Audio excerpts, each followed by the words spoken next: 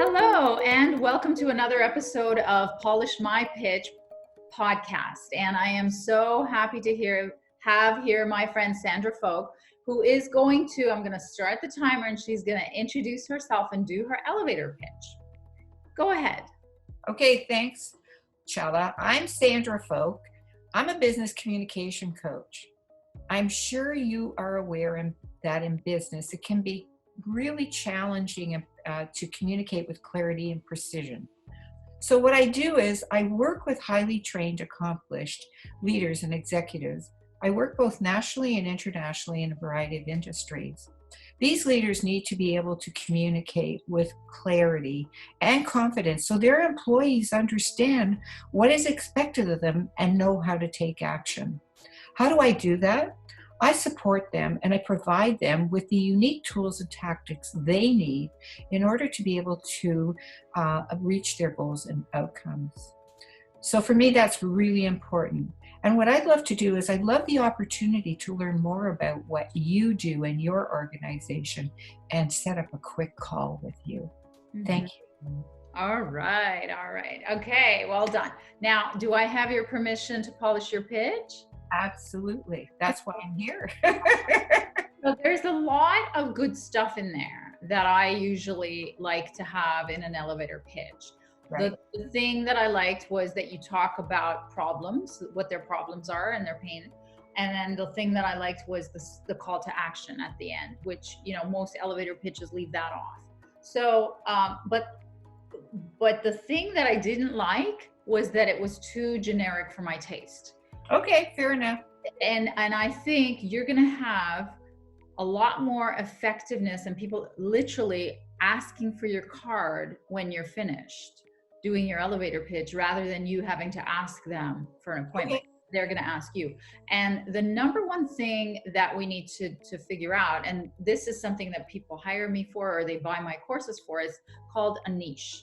So I understand that you help a lot of business professionals, but can you think of one, and we don't obviously in 5 minutes have the time to do the research, which is what, we would do when we engage, but what industry or interest group have you ever helped that had the most expensive problem that you solved for them?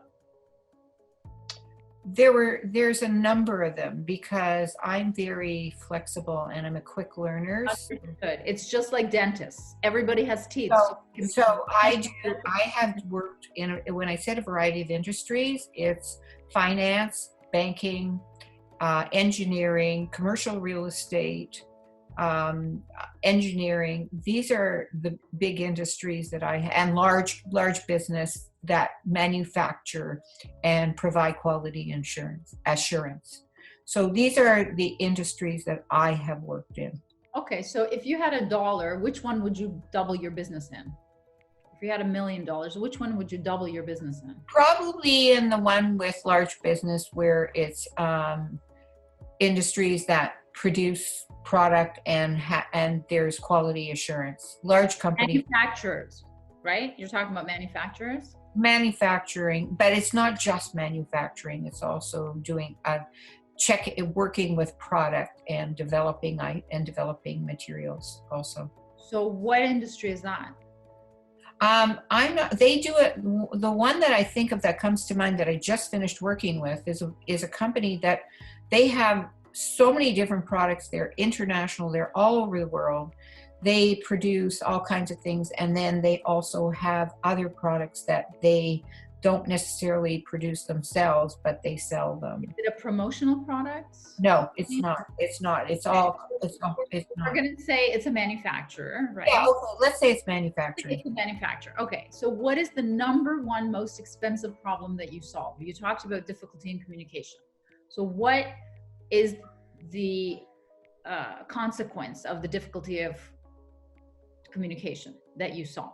Well, the problem for this person was that she would be in meetings and couldn't articulate clearly what it is she needed to be able to say. And she did not, her biggest problem was she went in a meeting and she was challenged. She found it very difficult to communicate what it was before she stopped to think about the solution to the problem. So it's about helping people what I do is help people understand what they need to do before they start to talk, before they start to write. It's about taking a step back and reflecting on what is it that I need to communicate? What is communication all about? That's what I help people understand. That's the what, but what I want to understand is the problem a little bit better. What was the consequence of this woman not being able to communicate her vision in me? Well, it created problems because her boss felt she wasn't being effective enough, Okay. and she also HR person also felt the same thing, and she's an extremely highly motivated woman. However, it created a lot of problems for her and the organization when she couldn't deal appropriately in a meeting. She talked too fast. They couldn't understand her. English was not her first language, is not her first language. So these are all the problems, the implications for her. Okay, but so what was the expense that it was causing the company? The company's going to hire you, right? When you say expense to the company because of her issues? Yes. So I can't tell you that. I don't mean the exact number, but I have no idea. I have no idea. Right. So that's what you have to figure out, Sandra. Is it that the company wants to move managers up, but because of lack of communication skills, they can't? Upward mobility is stopped. Okay, yes. Or is it that productivity stops? Production, it's a manufacturer. Okay. Production slows down. Do you see? Okay. You've clarified that for me. It's always, I would say 90% of the people that I work with, it's always about being able to move up the corporate ladder and to gain more responsibility. Right. So when you go to a networking event within a manufacturing environment, let's say they're having their conference or annual meeting, and they ask you, Sandra, what is it that you do? What I recommend that you say is that, did you know that 3 out of 4 or 80% of manufacturers have difficulty moving either women or non-English speakers? You can get really specific. Moving people up the ladder, which causes people to leave, because that's ultimately what happens, right? Attrition. Yes. And because of lack of communication skills. Well, what I do is I help them communicate better in meetings with teams and with their superiors so that they can move ahead further and faster. So that they never want to leave. Does that make sense? Absolutely. That's a very good point. The challenging part for me will be about the doing the research to find out that statistical information. So I'll make you feel good about that. Talk to 10 of your clients. Right. And ask them how many of them have that problem. And say 8 out of 10 of my current clients had this problem. And that's why they hired me. Okay. Or you could even just talk to 10 manufacturers altogether, like just anyone that you can find, go to an event and then talk to 10 of them and say, is this a problem for you? Or, how big a problem, and what does it cost? Or what does it cause? And do people leave because of this problem? Well, I think part of the problem too is that they lose customers and clients because of this person's inability to communicate. I found this in other instances. Yeah. Whereas I was working with a gentleman in the banking industry, and English was not his first language, and they wanted to promote him to work in more of an English speaking environment, which meant he was going to move up the corporate ladder. However, he needed that English because he's French Canadian. To me, that's a really brilliant niche, Sandra, is the non-English speaking. So you're right. You know what I mean? Like if you say that to someone, it is so different than saying I'm a general communications expert for executives. Like that, everybody's saying that, except you're saying I do it because there's a problem and they can't move up, and so they leave.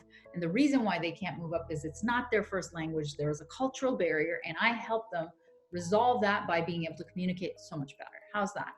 I love that. Yay, you're done, baby. You're done. That's beautiful. And I do that. And I've been thinking a lot about that. And I was afraid I was putting myself too much in a little box by doing that. However, I think you're absolutely right, because that is the big issue today. Yes, ma'am. You are done. You are done. We are over 5 minutes, but you are done. Okay. All right. Thank you so much, Sandra.